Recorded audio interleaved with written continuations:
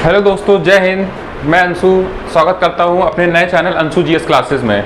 मैं आपको यहां पे बताऊंगा जितने भी कॉम्पिटिटिव एग्जामिनेशन में हिस्ट्री, इकोनॉमिक्स, पॉलिटी, ज्योग्राफी पूछी जाती है, तो मैं आज आपको उनके बारे में बताऊंगा। सबसे पहले मैं आज यहाँ पे पॉलिटी पढ़ाऊंगा और ये मेरी क्लास है जिसमें आपको जीएस पढ़ाया जाएगा।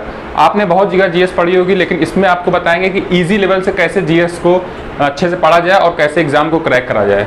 तो सबसे पहले मैं आज यहाँ पे पॉलिटी लेके आया हूँ। पॉलिटी में आप पढ़ते हैं सबसे पहले संविधान। संविधान जो होता है, संविधान का मतलब क्या होता है? संविधान मतलब होता है संविधान, जैसे ये है, इसका मतलब होता है संविधान।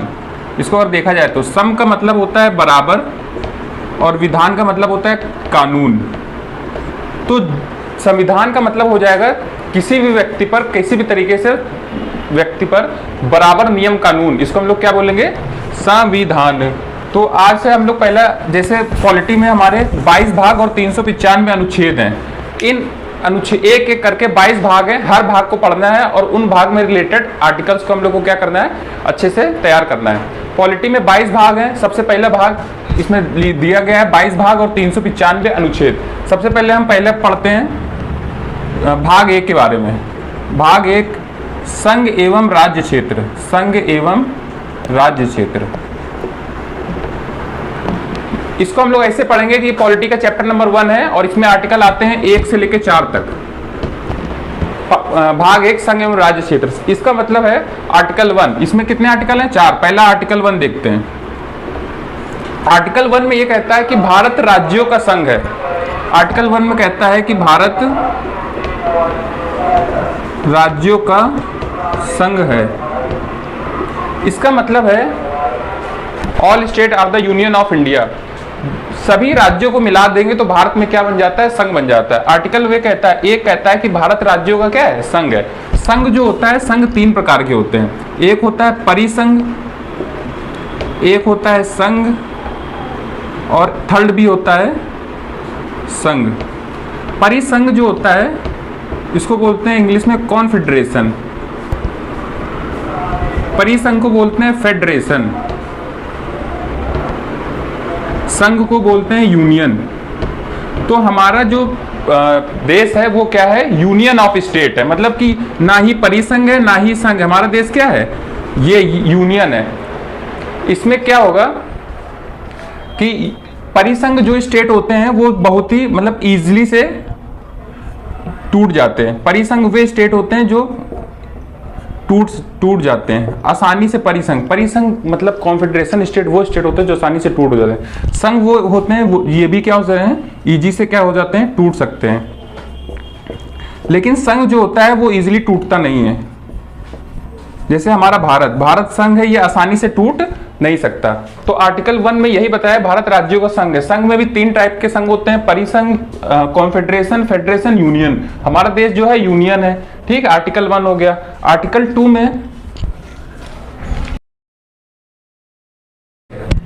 2 में संसद विदेशी राज्यों को मिला सकती है। आर्टिकल 2 हमारा कहता है कि जो संसद है, हमारी जो पार्लियामेंट है, विदेशी राज्यों को क्या कर सकती है? मिला सकती है। विदेशी राज्यों को मिला सकती है। मतलब जो पार्लियामेंट है वो किसी भी विदेशी राज्यों को मिला सकती है। जैसे फॉर एग्जांपल सिक्किम को मिलाया गया। सिक्किम 16 मई 1975 को, 16 मई 1975 को किसको मिलाया गया? सिक्किम को। तो आर्टिकल 1 आपका बताता है भारत राज्यों का संघ है। आर्टिकल 2 बताता है संसद विदेशी राज्यों को क्या कर सकती है? मिला सकती है। आर्टिकल 3 में चलते हैं।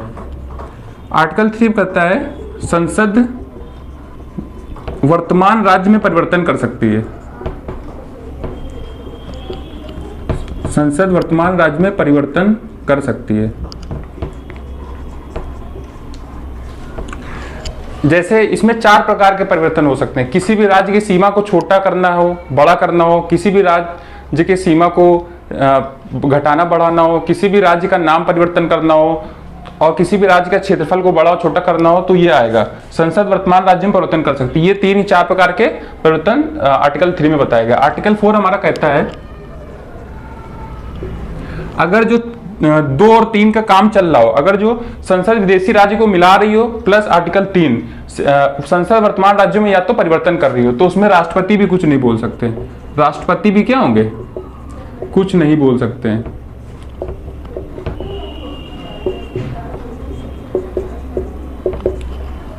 तो ये आपके पहला भाग में 4 आर्टिकल थे। पहला आर्टिकल ये हो गया कि भारत राज्यों का संघ है। दूसरा ये हो गया कि संसद विदेशी राज्यों को मिला सकती है, जैसे एग्जांपल 16 में 1975 को सिक्किम को मिलाया गया, 22वां राज्य सिक्किम हमारा। और आर्टिकल 3 में लिखा है संसद वर्तमान राज्यों में क्या कर सकती है, परिवर्तन कर सकती है, जैसे उसके क्षेत्रफल को घटा बढ़ा सकती है, सीमा से रिलेटेड परिवर्तन कर सकती है, और उसके नाम में चेंजमेंट कर सकती है, ये सब। और आर्टिकल 4 में ये बता रहा है कि अगर जो आर्टिकल 2 और 3 का काम चल रहा है तो राष्ट्रपति कुछ नहीं कर सकते, मतलब राष्ट्रपति भी उसमें कुछ नहीं कर सके। ये भाग 1 से 4 हो गया, आप इसको नोट कर लीजिए।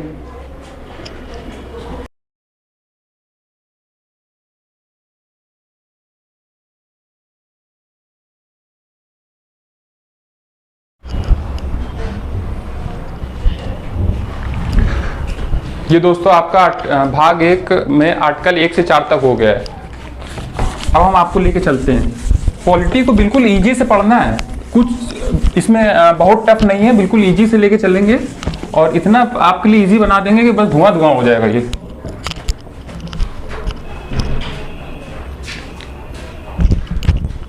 इसके बाद इसी में भाग 1 में 1 से 4 आर्टिकल हमने पढ़ने, उसके बाद हमें थोड़ा सा इसमें समझना होगा।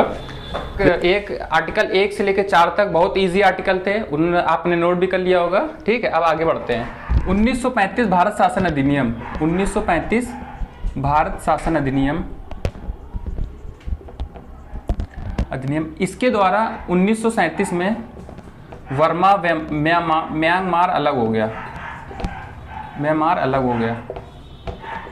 उसके बाद 1947 में पाकिस्तान अलग हो गया। जब पाकिस्तान अलग हो गया तो पाकिस्तान में उस समय कि 13 रियासतें थी, पाकिस्तान में 13 रियासतें थी और भारत में 552 रियासत थी। इन 552 रियासतों में से 549 बहुत ही इजीली भारत में मिल गई, 549 भारत में मिल गई। लेकिन 3 रियासतें ऐसी थी जो भारत में नहीं मिल रही थी, पाकिस्तान जाना चाहती थी।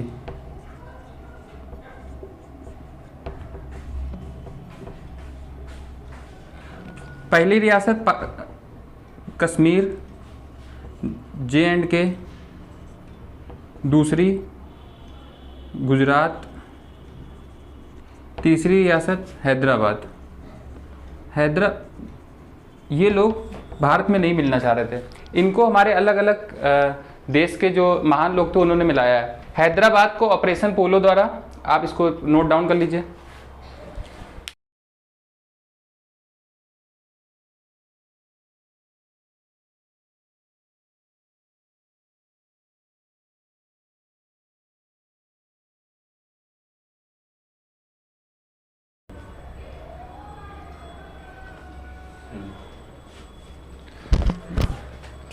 जैसा कि दोस्तों हमने बताया 1935 भारत शासन अधिनियम आया, उसके द्वारा 1937 में वर्मा म्यांमार अलग हो गया। उसके बाद 1947 में भारत जो हो गया आज़ाद हो गया और पाकिस्तान अलग हो गया विभाजन में। जब पाकिस्तान अलग हुआ तो पाकिस्तान में 13 रियासतें थी और भारत में 552 रियासतें थी। 549 रियासत भारत में मिल गई, लेकिन 3 रियासतें ऐसी थी जो भारत में नहीं मिलना चाहती थी। उनमें से कौन कौन है? जम्मू कश्मीर, गुजरात और हैदराबाद। इनको हमारे भारत के महान लोगों ने मिलाया। अब हम आपको नोट डाउन कर लिया होगा, अब इसका आगे लेके चलते हैं आपको।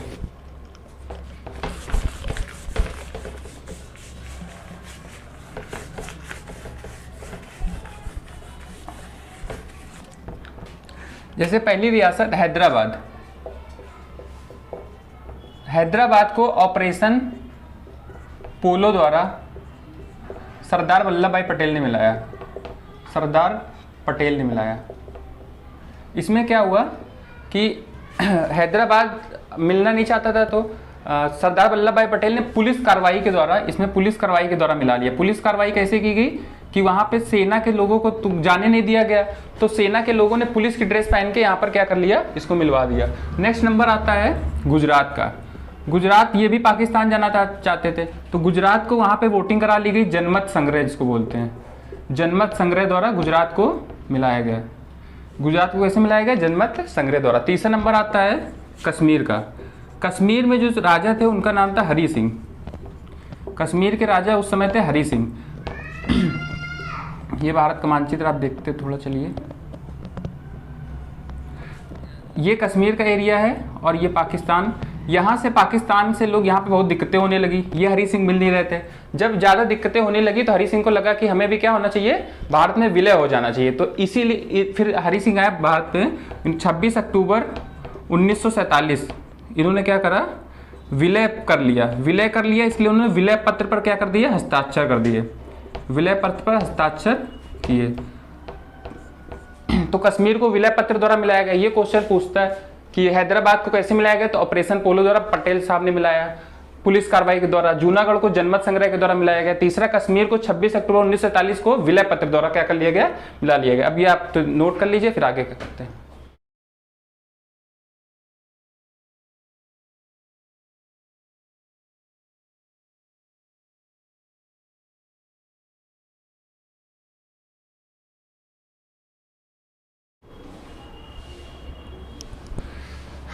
जैसा कि आपने नोट कर लिया होगा, 552 रियासतें भारत में नहीं मिल रही थी। 549 मिल गई थी, 3 नहीं मिली, उनको भी अंततः भारत में मिलना पड़ा। अब इसमें क्या आपको पढ़ना है कि इन रियासतों को मिलाने का श्रेय किसको जाता है। तो सबसे पहले इसमें नाम आता है वीपी मेनन का।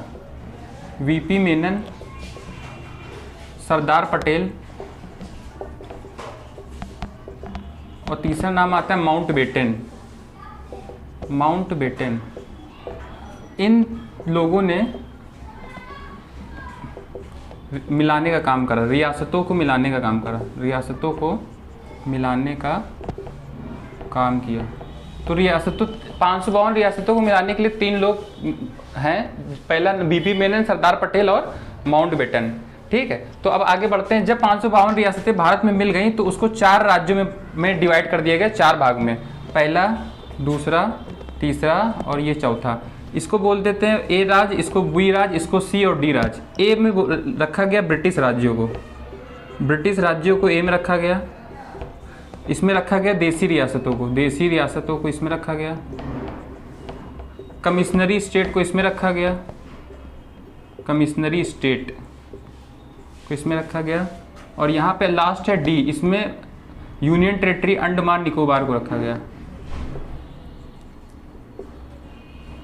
तो ये तो उस हिसाब से ज़्यादा इंपॉर्टेंट नहीं है, लेकिन कभी कभी पीछे इस एग्जाम में पूछ देता है कि ए में कितने राज्य थे, बी में कौन कौन से राज्य थे। वैसे ए में 9 राज्य थे पूरे, बी में 9 राज्य थे, सी में 10 राज्य थे और डी में 1 यूनियन टेरिटरी। इनके नाम जो है वो पीछे इस एग्जाम में पूछता है, लेकिन ये भी डी पे इतना बहुत हो, ये भी नहीं पूछता है। ठीक है, तो 552 रियासतों में से ए बी सी डी में डिवाइड कर दिया गया। ए में ब्रिटिश राज्य हो गए, बी में देसी रियासतें, सी में कमिश्नरी स्टेट और डी में यूनियन टेरिटरी अंडमान निकोबार आ गई। अब ए में इतने ज़्यादा राज्य हो गए, 9 राज्य, 10 राज्य, हर राज्य की अपनी भाषा अलग होती है। आपसी मतभेद होने लगा कि आपने हमें एक राज्य में रख दिया ब्रिटिश राज्य। ब्रिटिश राज्य में फॉर एग्जांपल पश्चिम बंगाल भी आ गया और बिहार भी आ गया। बिहार की भाषा अलग, बंगाल की भाषा अलग। तो उन्होंने कहा कुछ इस प्रकार का होना चाहिए जिससे हम लोग का थोड़ा अलग हो पाए, ताकि हम लोग अपना पूर्ण क्षेत्र क्या बोल सके कि मेरा पूर्ण क्षेत्र है। तो उसके आधार पर बोला गया कि भाषा के आधार पर राज्यों का क्या होना चाहिए, गठन होना चाहिए। तो आप इसको नोट कर लीजिए, फिर आगे बताते हैं।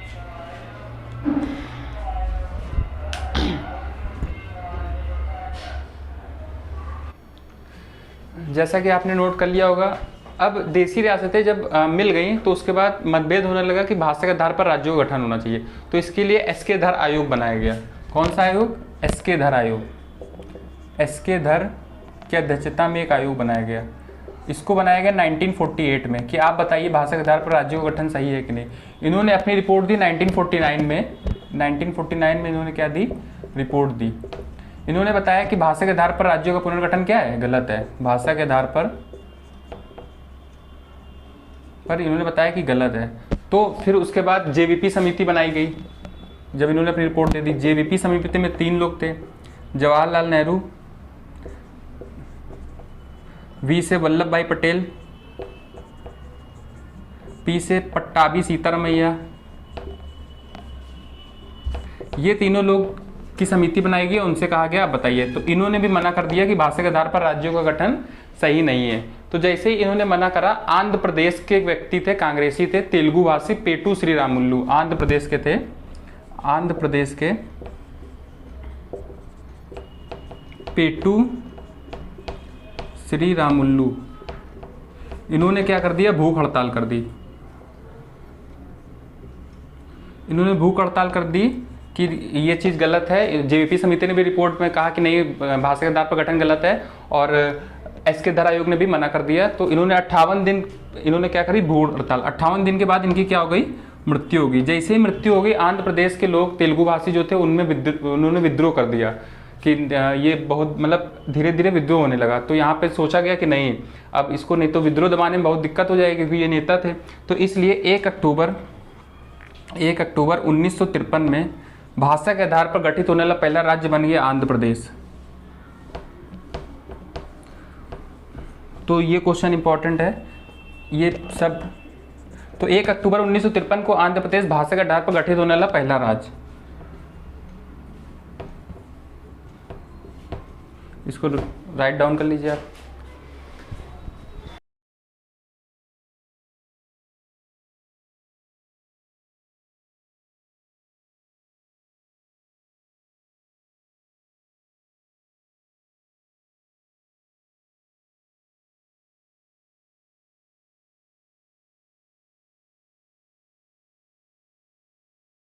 खींचे ना था। तो जैसा कि आपने नोट कर लिया होगा कि भाषा के आधार पर पहला राज्य कौन सा बन गया, आंध्र प्रदेश। आंध्र प्रदेश भाषा के आधार पर पहला राज्य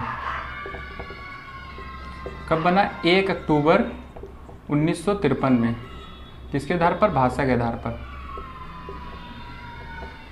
जब ये स्टेट बना तो और सब ने कहा कि हमारे भी स्टेट है, हमारा भी भाषा के आधार पर राज्यों का क्या होना चाहिए, गठन होना चाहिए। तो उसके लिए सब ने अपना अपना इसे गुहार लगाई। तो उसके लिए एक आयोग बनाया गया, फजल अली आयोग। फजल अली आयोग बनाया गया। फजल अली आयोग जो था, इसमें सुप्रीम कोर्ट के 3 जज थे, 3 जज सुप्रीम कोर्ट के, जिसमें फजल अली भी थे।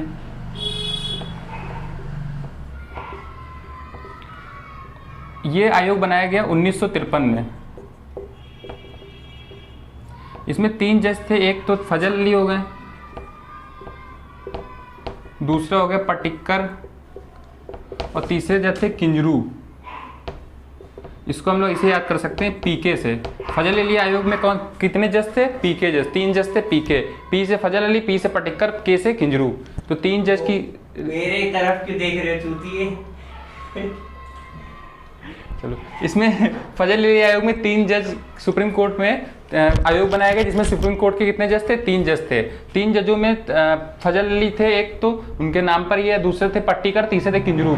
इसको याद करने की ट्रिक है पीके। पीके से आप इसको क्या कर सकते हैं, याद कर सकते हैं। पी से फजल अली और पी से पटिक्कर और के से हो जाएगा किंजरू। फजल अली आयोग ने 3 साल बाद 1956 में रिपोर्ट पेश की, 1956 में रिपोर्ट दी, और इन्होंने कहा कि भाषा के आधार पर राज्यों का गठन क्या है। इन्होंने कहा भाषा के आधार पर राज्यों का गठन बिल्कुल सही है। फिर उन्होंने 1956 में इन्होंने बताया कि 14 राज्य और 6 केंद्र शासित प्रदेश,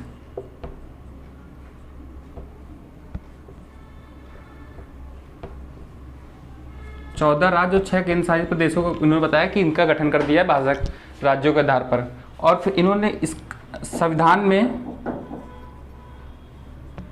7वां संशोधन 1956 द्वारा ये हो गया। पेपर में पूछता है फजल अली आयोग पे कितने राज्य कितने केंद्र शासित प्रदेश बनाए, 14 से है। फिर संविधान में किस संविधान संशोधन द्वारा राज्यों को भाषाई राज्यों को संवैधानिक दर्जा मिल गया, तो संवैधानिक दर्जा 7वां संविधान संशोधन 1956 द्वारा इसको मिल गया। ये बहुत इंपॉर्टेंट, इसको राइट डाउन कर लीजिए।